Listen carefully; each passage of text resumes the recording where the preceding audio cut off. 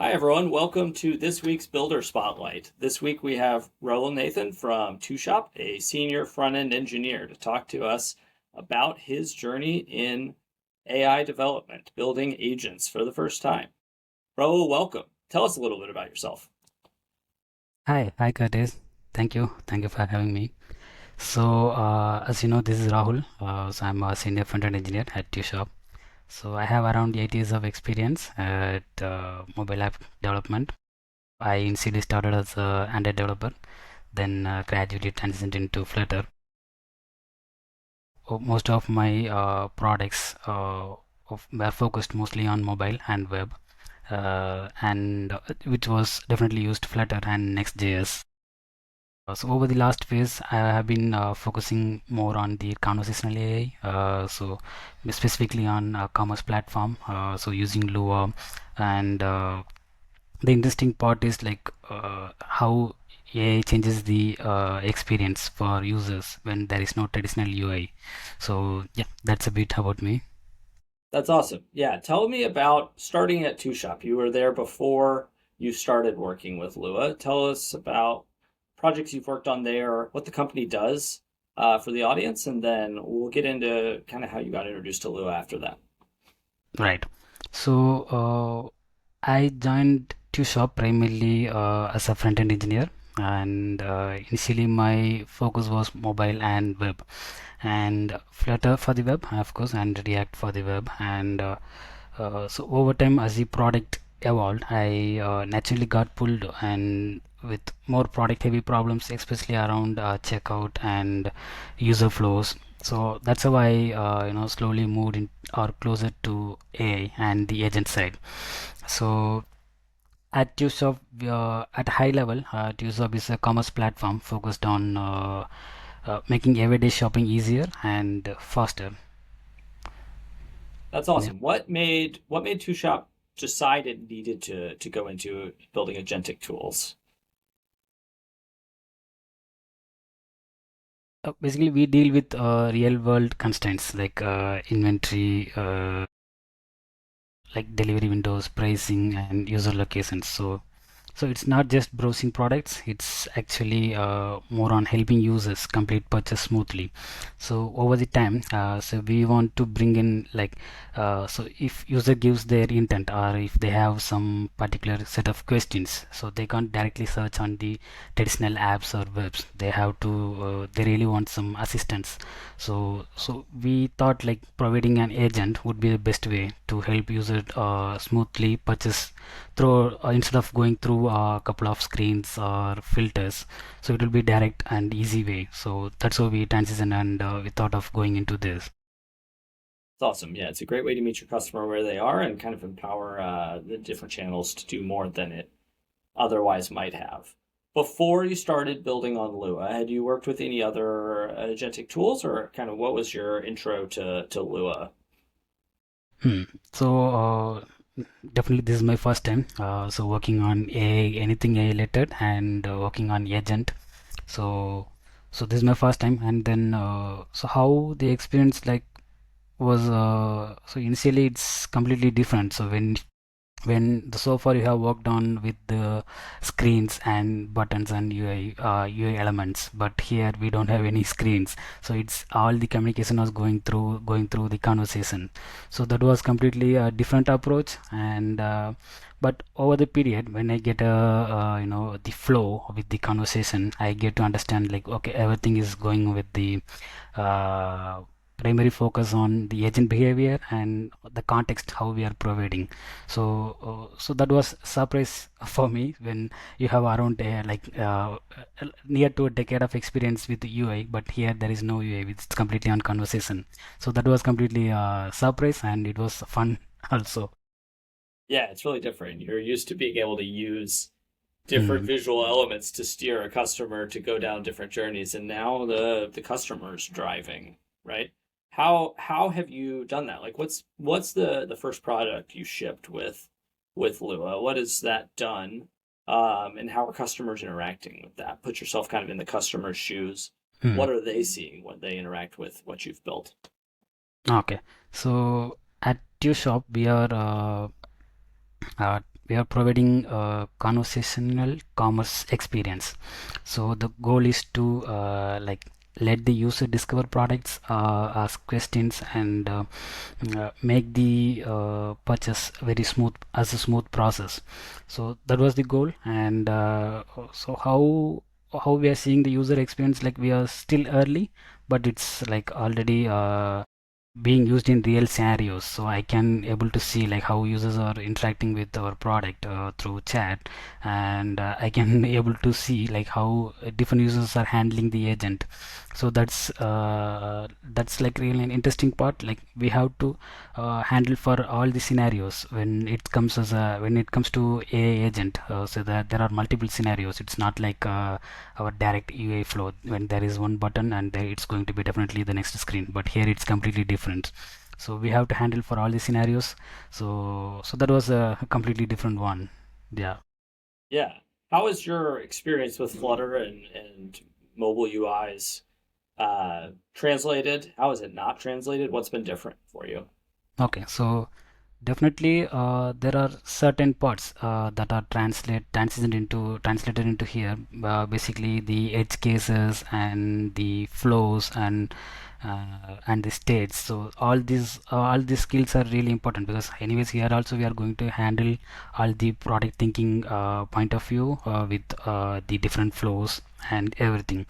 But here the one thing which did not transition is like we don't have a direct UI. We are not really dependent on any UI or button or screens. So it's completely handled through the conversation. So what the user intent is and how we are going to provide the solution for the user intent. So yeah, that's the one part I would say. As you move from kind of the linear build of a mobile app to this amorphous conversational commerce agent, what are some things you maybe missed or realized as you were building needed to be added that you wouldn't have otherwise thought about? Hmm. Hmm. So sorry, you are asking on the Lua side or? Yeah, it's just as you kind of don't have that structure of button clicked means next step, button click means the next step purchase. What were some, unexpected turns in the customer journey that you didn't Hmm. expect initially? Yeah. So, like I would say this is the most on the edge cases here I would consider as like, because user will directly give their intent through the conversation or through the text. And then we have to handle and train the agent to handle different context, because user not going to give the full context or full intent. They are not going to provide the clean flow. So the agent has to handle as a smooth process. So this was definitely one of the challenging part, because we have to give the standard context and behavior to our agent. So whatever comes from the user intent or whatever the user is trying to ask from us, so we have to provide the solution by making any tools, by making the different API calls and whatever the context is required, take it from our database, and we have to provide the all through the APIs. So this was different, because when in a traditional UI you have a single button and different screens, but here it's going to be on the context and behavior. So that's how I see this as a different edge cases, specifically on building agents. Right. Hmm. So you went from concept to actual production on this really quickly. Can you tell us what that cycle was like for you and then kind of iterations you've made since? Hmm. So the iteration I would say, like define the tools, like how many APIs you have to make in order to let the user in. This for the sign up process or the login process. So you have to handle all through the tools and different set of APIs. So we have easy flow over here at Lua, so we can directly call any APIs or tools whatever we want through our context on the agent, right? So if you have multiple tools, so say if you want to let the user log in with their phone number or the email, we can simply make it as one API call with the help of tools. So this is a direct flow. In a traditional UI, you mostly rely on the buttons, and buttons will make the API call. But definitely here, it's going to be on through the text. Yeah, that's a simple process over here as well. Great. What was your favorite part of building on the Lua platform? Okay, favorite part, like I would say, so how fast you can iterate, right? So if you make a single change on the behavior, or in the if you're giving a different context to the agent, you can directly see the outputs in a quick way. So it's not going to be we have to go through a couple of deployment or changes, or we don't need to wait for a couple of time, or let it iterate. So it's going to be very simple and fast process, because whatever you change, it's going to be it's directly affecting the flow, and it looks very simple when you see. So it's my favorite part. Yeah. That's awesome. Yeah, what has been maybe an opportunity for improvement in the platform, or things that kind of took a little longer to learn? So I would say it's the debugging part, right? So the observability is really we need to improve, or maybe we have to give the platform or the solution. So when there is multiple conversations are going from different users, and when there is more context on the background from the different set of users, it's bit hard to find like how what is the exact why agent answered in this way, why it doesn't it answer in a different way. So it's bit hard to find the exact solution, and the debugging could be better if we have a different approach or different platform to handle all those. Yeah, that's the one thing.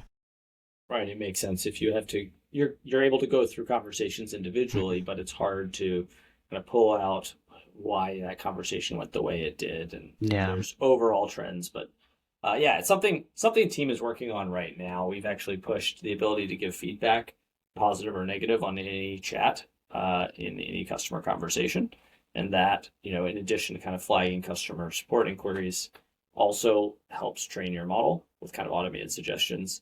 We're going to add more visibility into kind of the thinking chain for your agent over time. But it's a really, it's kind of the classic pain point with AI of what's going on in the black box. It's a fun problem to work on, and one that hopefully we can solve to a degree that's really, really helpful for you and the team. So I think that's interesting. When you talk about observability, you talk about debugging. Obviously, there's different kinds of edge cases in a conversational flow than there would be on a GUI. So what are some of the interesting edge cases you've found, and how have you solved for those? Okay, so one of the interesting edge cases, like how often user changes in middle of conversation, right? So they ask about the inquiry about any particular product, and then in the next chat or in the next message they jump into the delivery constraint, or questions related to delivery, and they ask about then they suddenly jump into their order history, and they talk about why it was late and all those things. So here agent may get confused, like, because they have a past history to consider before answering. So considering different set of messages in the chat history, so it's going to be a bit hard for the agent to analyze and report immediately. So here we have to add perfect behavior and context to the we have to provide to the agent. So particularly take the latest message from the user, and verify to our backend APIs and tools, and then provide the solution. So I would say the interesting edge case is how user changes in middle of conversations. So definitely that's a fun part when I see how users are interacting with the agent, and how quickly they are changing the context. So that is definitely the important edge case we are facing every day. So, and we are trying to improve that as well. Yeah. How have you found that process of improving? I know you said you can iterate really quickly, but have you found that you're able to kind of troubleshoot and ship improvements that solve those context changes? Okay, so for this we have file and the model on the code base called preprocessor and postprocessor. So every message comes through preprocessor and every message going from the agent goes through the postprocessor. So here we can filter out like how what is the exact query from the user and how the agent is going to answer, right? So by this you know what is the very recent message from the user, so we can directly have the access. So then we take the value from the preprocessor and we process into our tools and take the help from APIs and database and provide the solution for the recent message. So while providing we have to use the post processor. So in technical term we use all the set of methods and functions to provide the solution for their latest messages, or if they are asking about different scenarios or different contexts, so we can always go through this set of methods and use it. Yeah.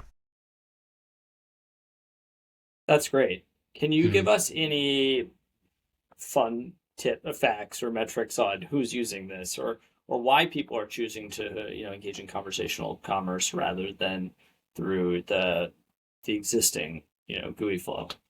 Hmm. Okay, so I have seen couple of users like how they are using is so when you have some product in hand, you have let's call you have some books or some kind of products with you, and you're not going to definitely see what is the product name, and I need to see if it is available on the site for any app or any website. I'm not going to make a search and find the product. Where a couple of users are doing this, like they just take a picture and then they just send it over to the chat to our agent, and then the agent will make everything. So they just have to provide the picture of the product, and the agent will tell you like okay, this product we have it in stock and this is going to be available within your next 30 or 40 minutes to in your hand. So this use case is like I'm really busy. I'm doing lots of work and I don't want to go and search for a particular product, go through different screens and do some filter to see whether I get it today or tomorrow. So I don't want any of this. I just want to know, is it available, or I can take it, I can buy it today or not. So they just click the picture and just post it on to our agent. Then the agent will take care of everything. So it's a faster, kind of more accessible approach for anyone to use. That's great. Well, this has been awesome, Raul. I appreciate your time. Let's go into a quick lightning round before we wrap this up and get some of your thoughts on the industry and tools and all that. So, I'd like to start off with where do you think AI is going in the next 12 months? Hmm. Okay, so if you consider as a short term as the next 12 month, so I see the AI is going to be more reliable on the assistance layer. I would say assist layer, because particularly on commerce e-commerce platforms. So user will not search for traditional apps and webs. Definitely, there is going to be existing flow along with the context from agent. So it's going to be definitely an assistant layer, and it's not going to change or it's not going to replace anything. It's going to be there as an assistant layer, and people can just easily find or make their purchase as a smooth process. And if you think as a long term, maybe take it as a 5 years or long term period. So AI is going to be on a primary interface on any experience, right? So if you ask specifically on e-commerce, so it's going to be like when you want particular product, or if you think of any purchase for your monthly grocery purchasing or anything, so user won't think of traditional apps and webs. So like can I purchase this product on this website or this app? So they are going to have a primary interface, so they're just going to provide their intent and the rest will be taken care by the system. So that's how I think it's going to be it. Yeah. That's awesome. What's your favorite foundational model to use personally? uh, Sorry, come again. Yeah, which LLM is your favorite foundational model to use in your daily life?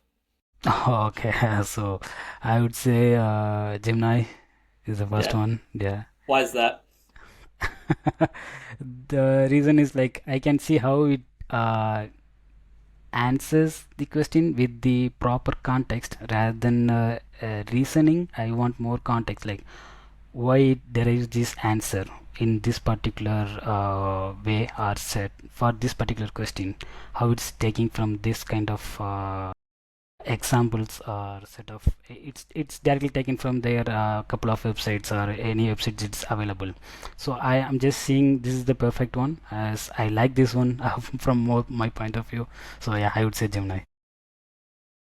That's great.